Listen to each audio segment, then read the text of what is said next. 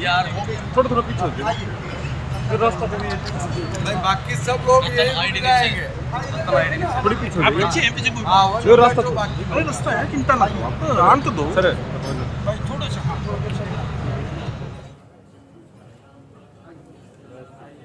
थोड़ा पीछे होगा तभी फोटो आएगी सभी की।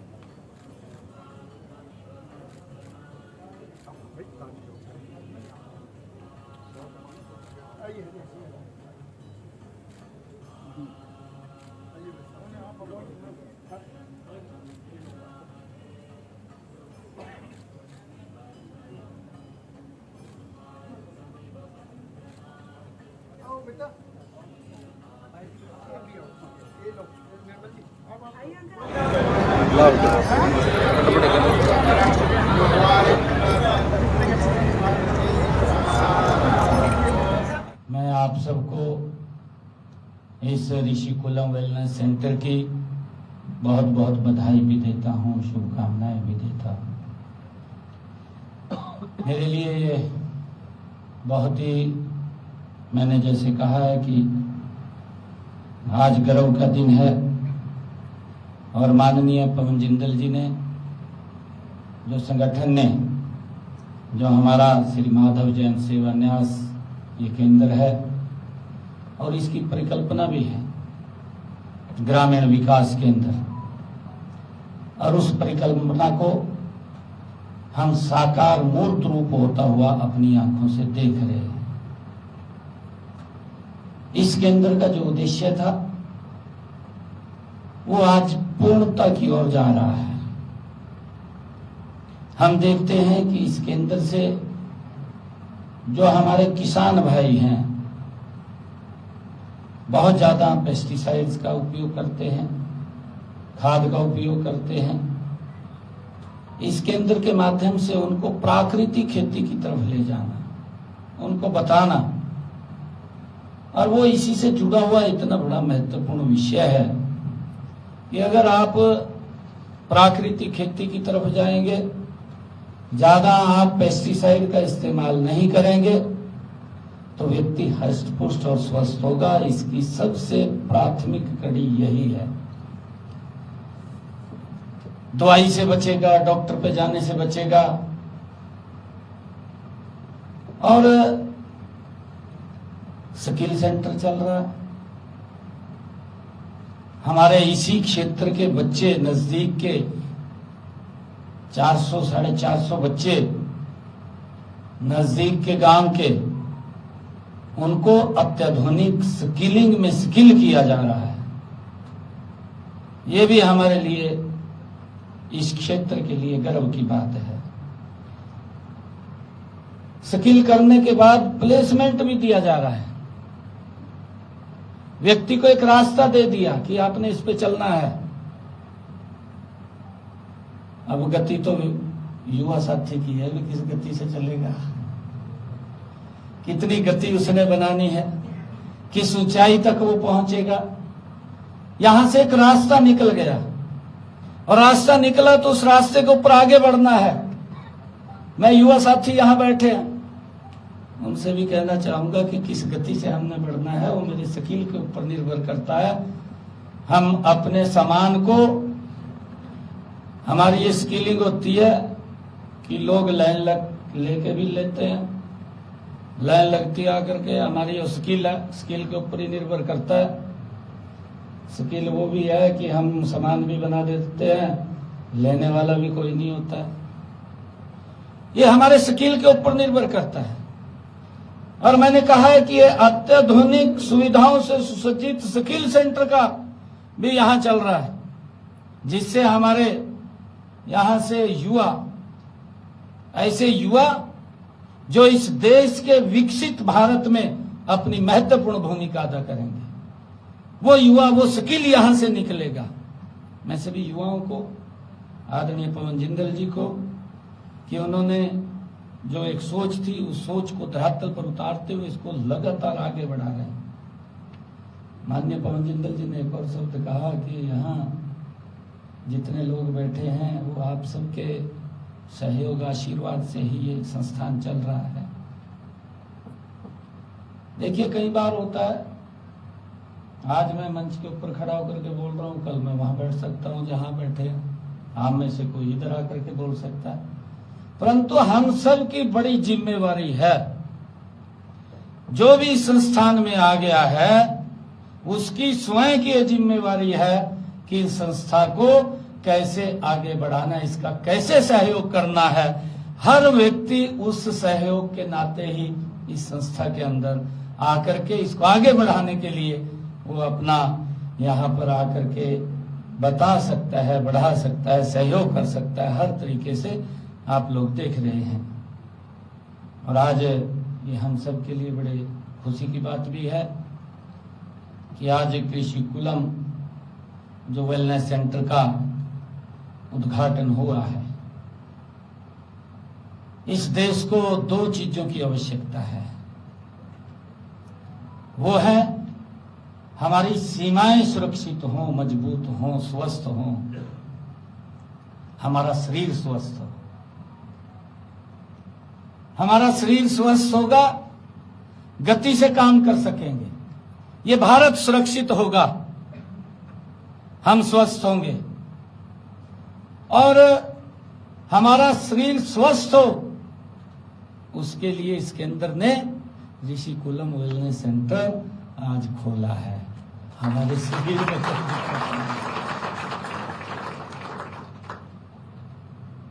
हम हष्ट पुष्ट रहें, स्वस्थ रहें। आदमी स्वस्थ रहता है, विकास की गति बढ़ जाती है। और कहीं भी शरीर में दिक्कत आ जाती है, विकास की गति रुक जाती है, धीमी पड़ जाती है। मैं तो बहुत धन्यवाद करता हूं आदरणीय पवन जी जिंदल जी का, कि जिन्होंने हमारी हरियाणवी भाषा में कहते हैं ना, कहा एक तीर से कई निशाने साध लिए। है जी। तो हमने इस केंद्र का सहयोग मिलकर के करना है। यहां से हमारा स्किल युवा भी निकल रहा है, इस केंद्र से हमारा ऑर्गेनिक किसान भी निकल रहा है, इस केंद्र से हमारा शरीर भी हष्ट पुष्ट होकर के निकल रहा है। ये सारी चीजें तो निकल रही हैं, परंतु इससे एक और बड़ी बात, हमारी जो सनातन परंपरा है, हमारे जो संस्कार हैं, वो भी यहां से प्रकट हो रहे हैं। ये हमारे लिए बहुत ही जो केंद्र है। अब माननीय पवन जी ने एक और बात कही थी, अगर मैं यहां पर कहूंगा कोई अन्यथा न ले उसको। माननीय पवन जिंदल जी ने कहा था कि बेटी के घर का पानी नहीं पीते, ये मैंने एक जगह बोल दिया था।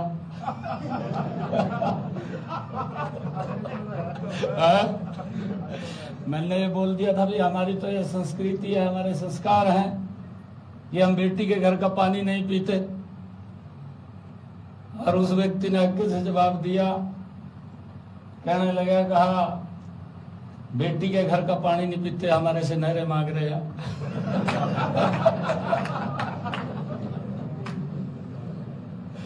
मैंने कहा कोई बात नहीं। मैंने फिर अगले दिन जवाब दिया, मैंने उनको कहा, मैं कहा ये हमारी संस्कृति में है कि हम बेटी के घर का पानी नहीं पीते, परंतु जिस दिन बेटी के बच्चे हो जाते हैं तो उस घर का हम भोजन भी करते हैं, उसका पानी भी पीते हैं, सब कुछ करते हैं।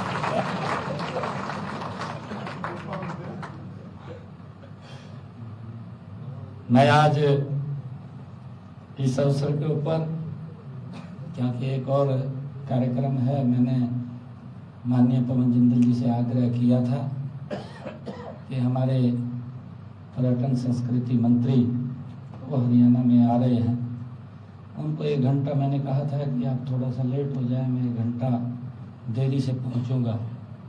तो वो भी हरियाणा में आने वाले हैं राखी गढ़ी में, और वहाँ पर मैंने पहुंचना है। मैं आज इस शुभ अवसर के ऊपर आप सबको बहुत बहुत साधुवाद, बहुत बहुत बधाई, शुभकामनाएं देता हूं। और क्योंकि जैसे कहा भी है कि सबने सहयोग करना है, तो सहयोग करना है सबने, कहने की जरूरत नहीं, क्योंकि हमारे कई मंत्रीगण भी बैठे हैं। हाँ जी, चलिए, हमारे माननीय बोल रहे हैं तो मैं यहाँ पर आया हूँ। 51 लाख रुपया मैं इसे जानता हूँ। आप सबको बहुत बहुत बधाई, साधुवाद, शुभकामनाएं। जय हिंद, जय भारत, जय भारत। देखिए, आज ऋषिकुलम वेलनेस सेंटर का आज उद्घाटन हुआ है। मैं इसके लिए सभी को बहुत बहुत बधाई और साधुवाद, बधाई देता हूं, शुभकामनाएं देता हूं, क्योंकि इसका उद्देश्य है कि हमारा शरीर स्वस्थ होगा तो हम विकास की गति के ऊपर तीव्र गति से आगे बढ़ पाएंगे। ये केंद्र जो ग्राम साधना केंद्र है, इस केंद्र के अंदर आज एक महत्वपूर्ण ये कड़ी भी जुड़ी है। इस केंद्र के माध्यम से हमारे यहाँ के किसान भाइयों को जो ऑर्गेनिक खेती करने के लिए, प्राकृतिक खेती करने के लिए, उसके लिए भी बताया जाता है। हमारे ऐसे युवा जिनको यहाँ से स्किल दे करके, एडवांस टेक्निक की स्किल दे करके उनको स्किल किया जाता है और वो आगे बढ़ें, इस प्रकार का स्किल वो यहाँ दिया जाता है। और आज ऋषिकुलम वेलनेस सेंटर का उद्घाटन हुआ है कि व्यक्ति अपने शरीर को भी इस भाग दौड़ की ज़िंदगी में, क्योंकि लगातार व्यक्ति बहुत ज़्यादा बिजी रहता है, अपने शरीर के लिए भी समय नहीं निकाल पाता। इस केंद्र के माध्यम से कि वो बीच में से कुछ समय निकाल करके यहाँ अपने शरीर को स्वस्थ और ठीक कर सके। हमारा शरीर स्वस्थ होगा, ठीक होगा तो हम विकास की गति को और तेज कर पाएंगे। जो आदरणीय प्रधानमंत्री जी का सपना है कि 2047 तक विकसित राष्ट्र बनाना है, तो इस विकसित राष्ट्र के अंदर हमारा जो शरीर स्वस्थ रहेगा, ये ऋषिकुलम वेलनेस सेंटर महत्वपूर्ण भूमिका उसमें अदा करेगा। हमारे देश की, जब हमारा शरीर मजबूत स्वस्थ होता है तो देश की सीमाएं भी मजबूत और स्वस्थ होती हैं। मैं आज इस ऋषिकुलम वेलनेस सेंटर के उद्घाटन पर सभी को बहुत बहुत बधाई और शुभकामनाएं देता हूँ। नहीं, देखिए, जो इस प्रकार के हमारे सामने कोई विषय आते हैं उनके खिलाफ हमारी पुलिस कार्रवाई कर रही है। और जो पकड़े गए हैं कि हमारे ही यहाँ देश में रह कर के अपने एक ऐसे पड़ोसी देश, क्योंकि भारत की संस्कृति में, हमारे संस्कारों में, हमारे ऋषियों ने, संतों ने, हमारे गुरुओं ने हमें ये शिक्षा दी है कि हम अपने आप को भी और दूसरे को भी हम स्वस्थ और ठीक रखें। ये हमारे संस्कारों में है। परंतु जिस प्रकार का हमारे पड़ोसी देश ने नापाक इरादों से हमारे जो भारत के नागरिक थे, जो परिवार सहित घूमने के लिए जा रहे थे, किस प्रकार से टारगेट तरीके से उनके बच्चों के सामने मौत के घाट उतार दिया। और आदरणीय प्रधानमंत्री जी ने एक शब्द कहा था, उन्होंने ये बात कही थी कि अब समय आ गया है कि जो आतंकवाद की बची कुची ज़मीन है उसको मट्टी में मिलाने का। और हमारे जांबाज सैनिकों ने उस आतंकवाद की मट्टी को मात्र 3 घंटे में मट्टी में मिलाने का काम किया है। और क्योंकि भारत के लोग वो द्वेष भावना नहीं रखते, परंतु अगर इस प्रकार से कोई छेड़ता है उसको छोड़ेंगे भी नहीं। मंत्री जी, इससे बड़े हादसे के बाद ही सरकार जागती है। 8 गुप्तचर पकड़े गए हैं। इससे पहले सरकार सो रही थी, इससे पहले गुप्तचरों के ऊपर क्यों कोई एक्शन क्यों नहीं लिया गया? नहीं, देखिए, विषय ये नहीं होता है। विषय कौन सा, कहाँ, आप नागरिक हैं हमारे देश के। आप अगर कोई गलत काम करेंगे, अगर कोई क्राइम करता है व्यक्ति, ये हमें क्या पता है घर से कैसे निकला है, और उसने जाकर के कोई क्राइम कर दिया। क्राइम करने के बाद उसके ऊपर कार्रवाई क्या हुई, या तो उसको खुला छोड़ दिया, फिर तो ये है कि सरकार कोई काम नहीं कर रही। परंतु जब उसको तुरंत जैसे ही उसने कोई क्राइम किया और उसके खिलाफ कार्रवाई हो गई, तो फिर तो उसकी, क्योंकि इस प्रकार के जो लोग हैं, अगर और भी कोई लोग इस प्रकार के होंगे तो उनके खिलाफ भी कार्रवाई। नहीं, देखिए, सारे काम गति से पूरे होंगे। हमने कहा है कि हमारी ये तीसरे टर्म की सरकार 3 गुना गति से काम कर रही है। जितने भी काम ये रुके हुए हैं, क्योंकि लगातार 1 वर्ष तक कोड ऑफ कंडक्ट लगा रहा। 12 मार्च को हटा लगा था, 12 मार्च 2024, 12 मार्च 13 मार्च 2025 को वो हटा। 1 साल के बाद हटा, बीच बीच में, क्योंकि लोकसभा की आचार संहिता लगी, फिर विधानसभा की आचार संहिता लगी, और फिर हमारे यहाँ पर स्थानीय निकाय की आचार संहिता लगी। लंबा समय हो गया, और अब हमारे पास गति से हम काम करेंगे। हमारी सरकार गति से काम कर रही है। जितने भी काम है सब गति से होंगे। हमारे समालखा में जितने भी पूर्व सीएम ने अनाउंसमेंट किए, वो सारे काम पेंडिंग पड़े हुए हैं। मैंने कहा है ना, सारे काम पूरे होंगे। एक भी जो हमने या हमारे पूर्व मुख्यमंत्री मनोहर लाल जी ने कोई भी अनाउंसमेंट किया है, वो सारी पूरी होंगी, अगली भी होंगी। आपने सवाल अच्छा पूछ लिया, क्योंकि इस वेलनेस सेंटर में जो भी कोई सेवा भाव से अपना योगदान देगा, वो इसी वेलनेस सेंटर, इसी क्षेत्र के युवाओं, इसी क्षेत्र के किसानों और इसी केंद्र के उपयोग के लिए होगा। कोई व्यक्ति यहाँ पर जो काम करने वाले हैं, जितने भी लोग हैं, वो लोग अपने घर से खाना लेके आते हैं, घर जा कर के खाते हैं। यहाँ कोई वो नहीं। सैनिकों ने उस आतंकवाद की मट्टी को मात्र 3 घंटे में मट्टी में मिलाने का काम किया है। और क्योंकि भारत के लोग वो द्वेष भावना नहीं रखते, परंतु अगर इस प्रकार से कोई छेड़ता है, उसको छोड़ेंगे भी नहीं। मंत्री जी, इससे बड़े हादसे के बाद ही सरकार जागती है। 8 गुप्तचर पकड़े गए हैं। इससे पहले सरकार सो रही थी, इससे पहले गुप्तचरों के ऊपर क्यों कोई एक्शन क्यों नहीं लिया गया? नहीं, देखिए, विषय ये नहीं होता है। विषय कौन सा, कहाँ, आप नागरिक हैं हमारे देश के। आप अगर कोई गलत काम करेंगे, अगर कोई क्राइम करता है व्यक्ति, ये हमें क्या पता है घर से कैसे निकला है, और उसने जाकर के कोई क्राइम कर दिया। क्राइम करने के बाद उसके ऊपर कार्रवाई क्या हुई, या तो उसको खुला छोड़ दिया, फिर तो ये है कि सरकार कोई काम नहीं कर रही। परंतु जब उसको तुरंत जैसे ही उसने कोई क्राइम किया और उसके खिलाफ कार्रवाई हो गई, तो फिर तो उसकी, क्योंकि इस प्रकार के जो लोग हैं, अगर और भी कोई लोग इस प्रकार के होंगे तो उनके खिलाफ भी कार्रवाई। सर, ऐसे कई रेलवे और ब्रिज बन रहे हैं जो काफी समय से पेंडिंग है, काम पूरा नहीं हो पा रहा है। चाहे वो मनाना गांव से संबंधित है, चाहे खंडरा गांव है, वहाँ भी मतलब 2023 में पूरा होना था, अभी तक नहीं हुआ। लोगों को बड़ी परेशानी हो रही है, उसको किस तरह से देखते हैं? नहीं, देखिए, सारे काम गति से पूरे होंगे। हमने कहा है कि हमारी ये तीसरे टर्म की सरकार 3 गुना गति से काम कर रही है।